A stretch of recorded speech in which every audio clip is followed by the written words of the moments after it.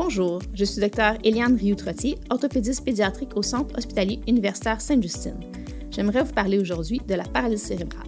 La paralysie cérébrale, qu'on appelle aussi déficit moteur cérébral, affecte de 1 à 2 nouveau-nés sur 1000 au Canada. Il s'agit d'un ensemble de désordres qui affectent de façon permanente les mouvements du corps, la posture et la coordination. La paralysie cérébrale apparaît dès la naissance ou dans la petite enfance, généralement avant l'âge de 2 ans. L'atteinte varie d'une personne à l'autre et peut être minime ou grave et limiter grandement les activités. En général, ce trouble ne s'aggrave pas au fil du temps.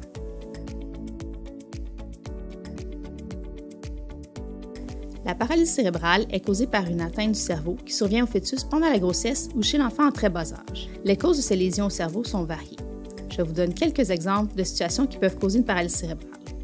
Un bébé qui naît prématurément, des grossesses multiples comme des jumeaux triplés ou quadruplets, le développement anormal du cerveau durant la grossesse, un manque d'oxygène au cerveau, un saignement au cerveau, un ictère qu'on appelle aussi parfois la jaunisse, l'hypoglycémie chez le bébé, donc un sucre très bas dans le sang.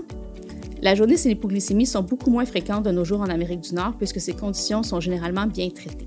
Et finalement, des accidents et des infections qui touchent le cerveau, comme une méningite ou un encéphalite, peuvent aussi causer la paralysie cérébrale.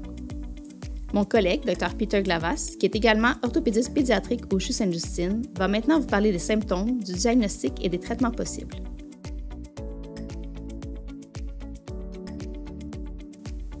Les manifestations de la paralysie cérébrale sont très variables selon la sévérité de l'atteinte au cerveau. Sur le plan moteur, un enfant peut avoir quelques-unes ou plusieurs difficultés combinées. Les principales atteintes sont des problèmes d'équilibre et de coordination, des scolioses, soit une déviation de la colonne vertébrale, des problèmes de hanches, des contractures des bras et des jambes. Les contractures sont des restrictions rigides du mouvement d'une articulation. En plus de ces atteintes motrices, la personne peut aussi avoir différents problèmes associés, comme des crises d'épilepsie, une déficience visuelle, une perte d'audition, des difficultés cognitives, des problèmes liés à la digestion, comme la dysphagie, ce qui veut dire une difficulté à avaler, de la constipation.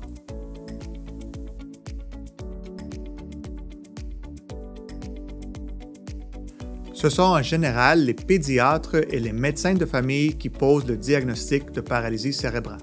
Les visites médicales régulières sont donc essentielles chez le jeune enfant pour observer le développement moteur et détecter un possible retard.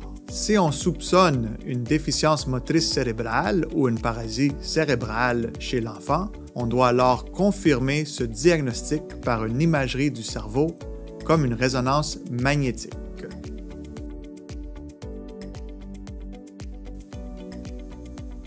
Il n'y a pas de traitement spécifique pour la paralysie cérébrale en tant que telle. On traite plutôt les conditions secondaires à la paralysie cérébrale. Par exemple, les enfants atteints d'épilepsie peuvent prendre des médicaments. Pour ce qui est de la difficulté à avaler, le jeune peut parfois bénéficier d'une gastrostomie, soit un tube qui est installé directement dans l'estomac pour nourrir et donner des médicaments à l'enfant. Pour ce qui est des problèmes de tonus musculaire, on donne aussi certains médicaments par la bouche ou par injection. Dans certains cas, on peut faire une opération pour repositionner des membres qui présentent des contractures ou des déformations ou redresser la colonne vertébrale.